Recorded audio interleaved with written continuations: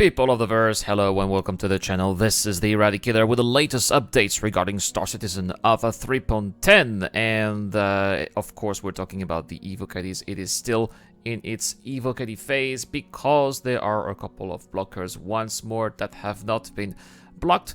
So we're going to check out those patch notes which are out in the open. Those, you can find them on Reddit. I found those in the Star Citizen Leaks Discord channel. I'll put the link in the description down below, of course.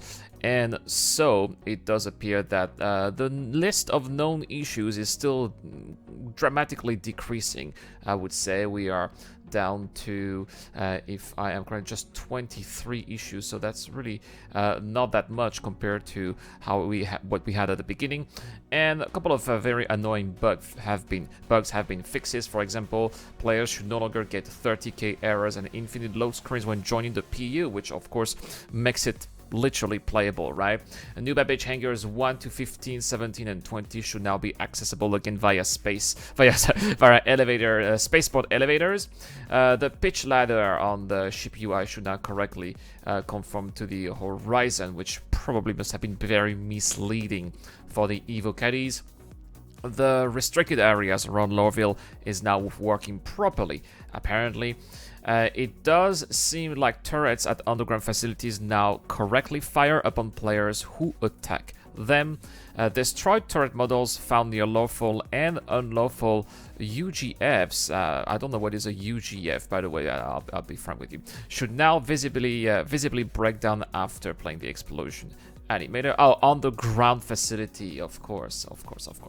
They fixed an issue that was causing NPCs to lack collision and were not be able to get shot in different physics grids. Oh, that was an old bug that came back. Yeah, remember this bug back in 3.8, I think. Yep.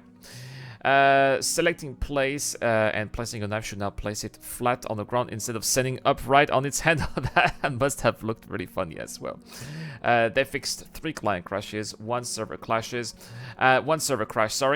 and they have added the Origin M50 improvements. Update to the Origin M50 to improve the player experience. This includes making the landing gear compressible, updates to bring it to the new damage system, cockpit improvements, and updating UI metrics. Now, if you head out to the Star Citizen Leaks Discord channel, you will be able to see a picture of the M50, and quite frankly, it kind of looks weird. Just like the old 300 models, I don't like the new 300 models. I prefer the old one, and judging on its interior, I am not a big fan of the M50. Yeah, sure, it looks very Ferrari-ish, if you see what I mean, but that's the whole point. It doesn't feel like a racer ship nor an interior ship. It just feels like a tiny little space Ferrari, which originally was what it's supposed to be, guys. It is what it's supposed to be. So if that's your thing, that's cool. As far as I'm concerned, I prefer the older version. Go check out the picture. It's also gonna be in the link down below. And I'm not a big fan of the UI as well. I think it is less visible than before, but if this is a direction that they want to be heading on, then so be it, right? Again, I'm not an M50 pilot, so I don't really care so much, but I'm just giving my impression at the same time. Now, listen to this, guys. Gameplay updates, and this is there's gonna be a good one here. So first, they added yawn and pitch icons to the new turret HUD. All right, UI visual paths for turret 3D heading into pitch tapes, whatever. Greatly increased the reward payouts for doing Twitch Pachico missions. Apparently, those missions are really hard, and maybe not enough players were doing them in 3.9 because you go to prison if you fail, so the risk is not worth the reward, or the reward is not worth the risk, I should say. So no word as of now as of how much those rewards are, but usually when they say greatly, it should be it should be great. Now, next, listen to that. ECN, Bounty Hunter, and Escort Mission rewards should now scale better based on difficulty. Now, this is great and this is not great. Currently, right now, in Star Citizen Alpha 3.9.1, ECN missions pay a hefty 10,000 Alpha UEC. I am afraid that this is going to be nerfed because those missions are not difficult at all. Usually you destroy about two Buccaneers, and that's about it. Now, eventually, as you get to do more and more of these ECN missions, it's either 2 Buccaneers or 2 Cutlasses or, God forbid, 2 Constellations. Wow.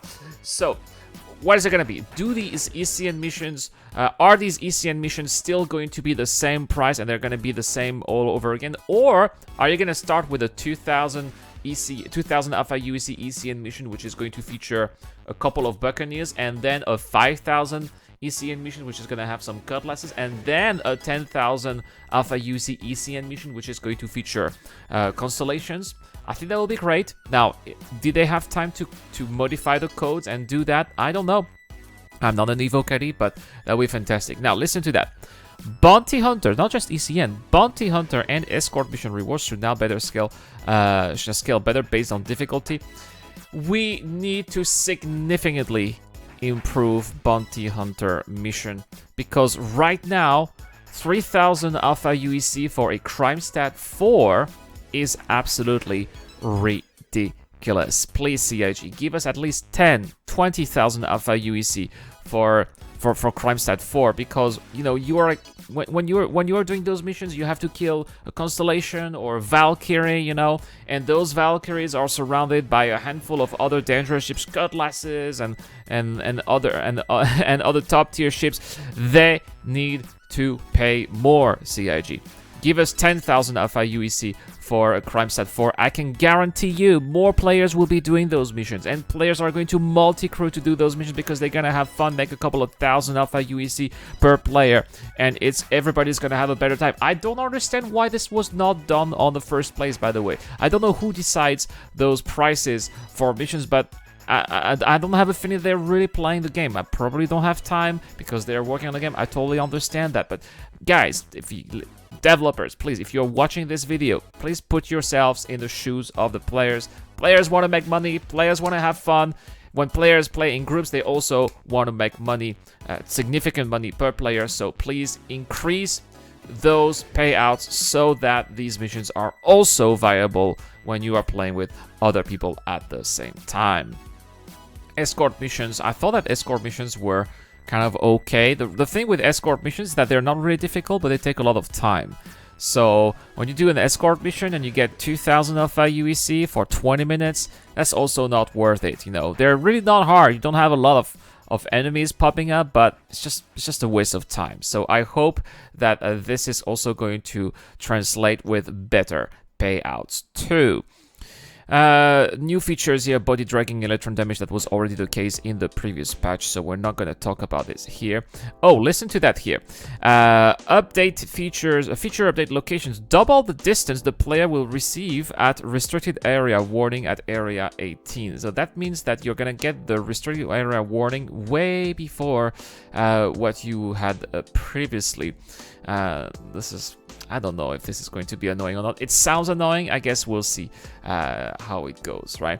The known issues seem to be pretty much the same as the previous one. Just a quick reminder here of what the blockers are. Player's screen can appear to flip rapidly while quantum traveling to surface locations, which is actually causing an epilepsy warning.